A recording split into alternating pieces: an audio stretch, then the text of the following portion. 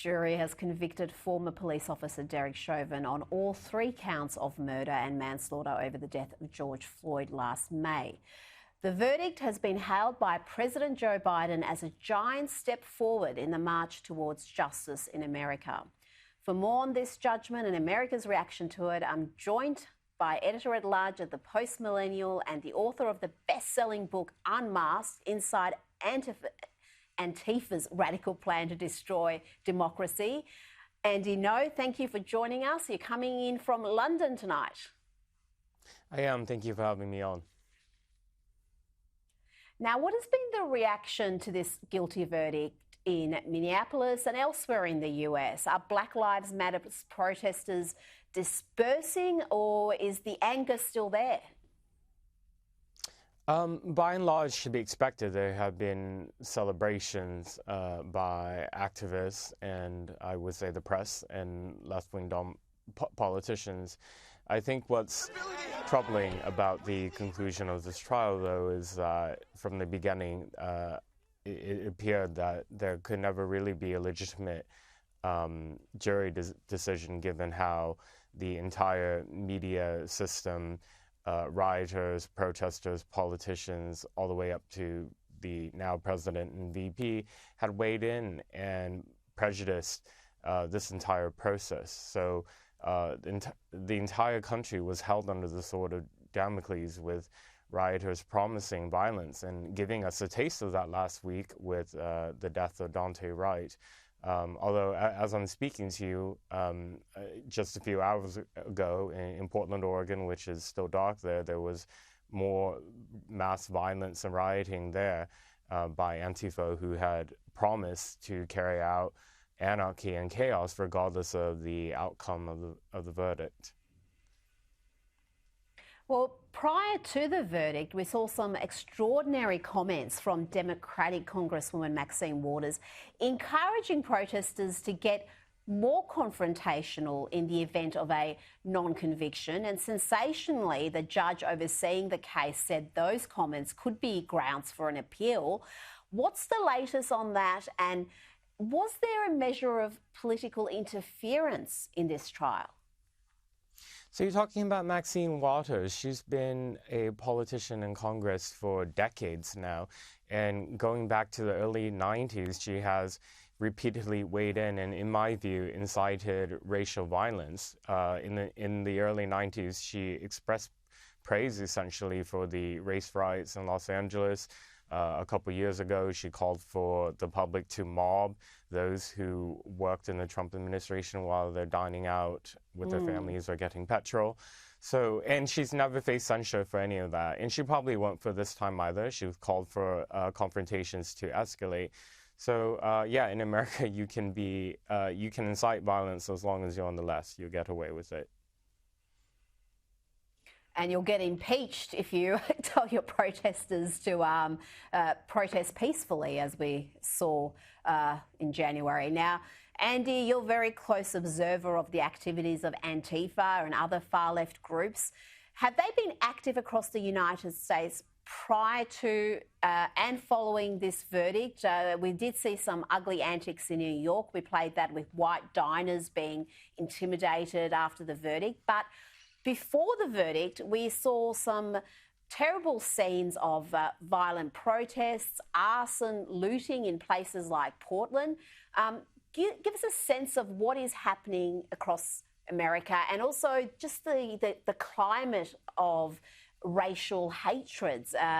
Is this something that is a largely media invention, or do people in America feel like racial hatreds are very much a present phenomenon in their lives?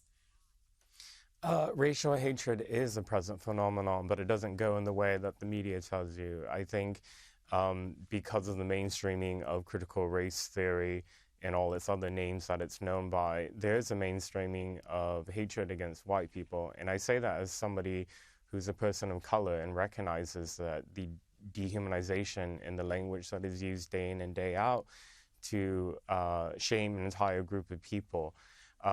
The riots that are happening in Portland or Seattle, let's say in the past 7 days already, there's been 4 or 5 riots in Portland alone.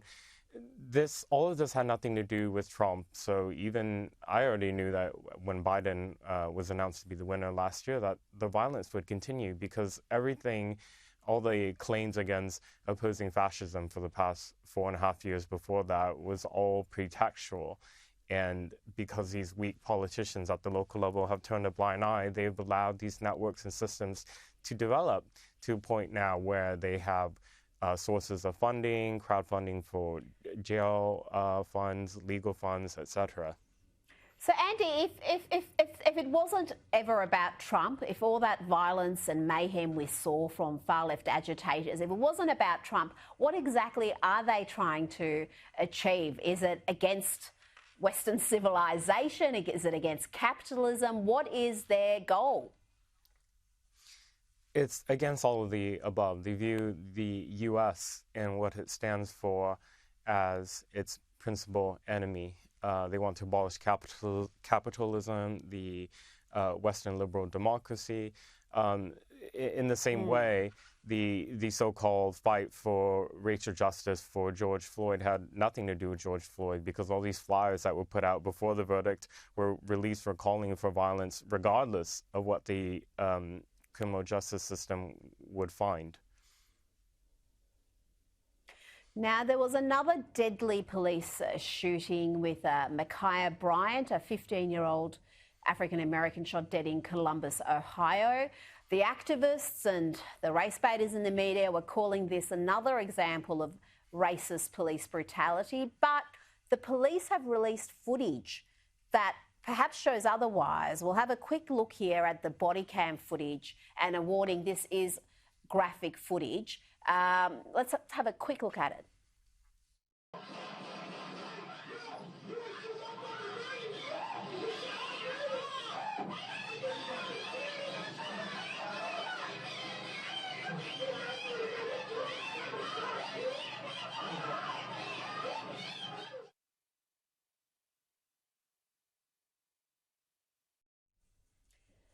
Andy, as you can see from that footage, particularly that is still there at the end, because it all happens so quickly, the victim there may have been 15, but they had a knife and they were about to stab another young woman with it. Surely the police had no choice but to shoot. Yeah, so the race baiters in Ohio immediately were trying to turn this into a race issue, and they also brought in gender because it's very rare that a black woman is actually killed by police. However, I think it's great that the Columbus police released the body camera footage very quickly because, as we see, this teenager unfortunately was armed with a knife and hostile, and if the officer didn't fire, the other teen girl in pink may possibly be dead. Yeah, I mean, from that footage, she was in imminent danger, and when you watch the footage live, there's just a split second to make that decision. It just shows you the pressure that police officers work with on a daily basis. Now, lastly, on Black Lives Matter, we know the founders identify as Marxists and the group is virulently anti-capitalist. But we've learnt last week that one of the Marxist co-founders has amassed quite a property portfolio. What can you tell us about this, Andy? Yeah, so that's Patrisse Cullors. She is one of the co-founders, and I would say probably the main one in terms of having achieved the highest profile of the three. And so she identifies as a black revolutionary communist, and she praises other enemies of America, like convicted cop killer Sata Shakur. And through all these years, she's given lectures and speeches about the evils of capitalism and how that keeps people oppressed, particularly black people. And we've learned now, to her embarrassment, that while condemning capitalism, she has amassed so much wealth for herself that she tried to hide from the public. And she appears to have friends in big tech because there were issues with sharing some of the New York Post reporting on this on social media.